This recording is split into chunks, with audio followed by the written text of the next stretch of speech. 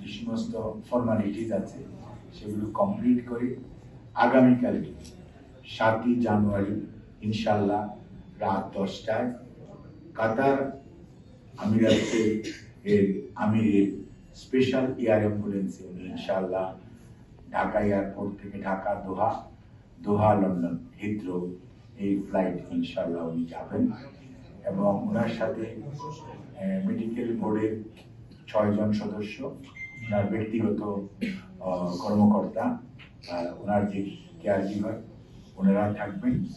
আর air অ্যাম্বুলেন্সের যে চিকিৎসা দেওয়ার জন্য কাতার আমির রয়্যাল এয়ার অ্যাম্বুলেন্স যেটা, ওটার 4 জন চিকিৎসক এবং তাদের চিকিৎসকদের সহকারী অর্থাৎ যেটি বলে প্যারামেডিক্স ওনারা থাকবেন।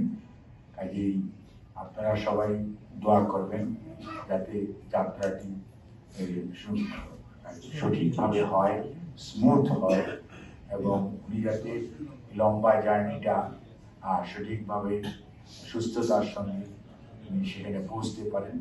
এবং লন্ডনে আমরা ইনশাল্লাহ লন্ডন ক্লিনিক বলে একটা অনেক পুরনো হসপিটাল আছে এবং সেই হসপিটালে, এটাও NHS এর অধীনে একটা হসপিটাল, ওখানে ওনাকে ভর্তি করা হবে।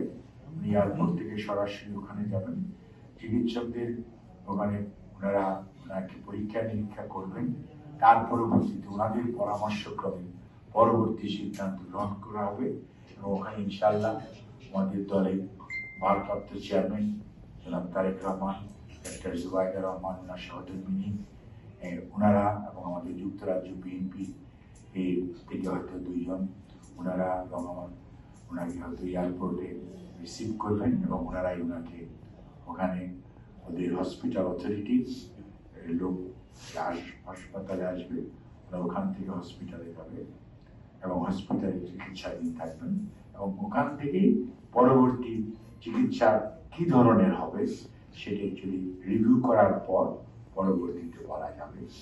এই হচ্ছে মোটামুটি মানে দীর্ঘদিন ধরে যে আপনার দেশের মানুষের যোগ্য সেটি। তবে আপনাদের মাধ্যমে আমরা দেশের সকল মানুষের কাছে কৃতজ্ঞতা জানাতে চাই যারা ম্যাডামের সুস্থতার জন্য আল্লাহ রাব্বুল আলামিনের কাছে দোয়া করেছেন, বিভিন্ন ধর্মের মানুষ বিভিন্নভাবে প্রার্থনা করেছেন, তাদের সবার কাছে দলের পক্ষ থেকে আমরা কৃতজ্ঞতা জানাই, ধন্যবাদ জানাই। এবং ম্যাডাম সবাইকে ধন্যবাদ জানিয়েছেন, দল ধন্যবাদ জানিয়েছেন, আমাদের ভারপ্রাপ্ত চেয়ারম্যান জনাব তারেক রহমান সাহেব জানিয়েছেন এবং ম্যাডামের আগামী চিকিৎসাটা যাতে সুস্থ হয়ে আল্লাহর অশেষ মেহেরবানিতে উনি আবার আমাদের মাঝে ফেরত আসতে পারে সেই জন্য দেশবাসীকে ওনার সুস্থতার জন্য দোয়া করার জন্য উনি অনুরোধ করেছে।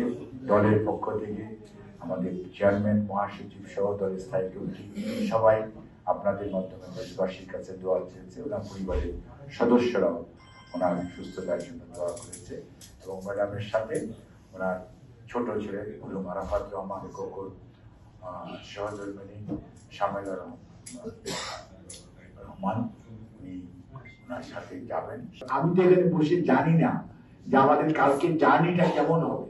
আমরা এমনও কিন্তু হয়েছিল আমরা ডেট করে ফেলেছিলাম কিন্তু আমরা ডেট ডিফার করতে হয়েছে ডিউ টু আর মানে শারীরিক কন্ডিশন।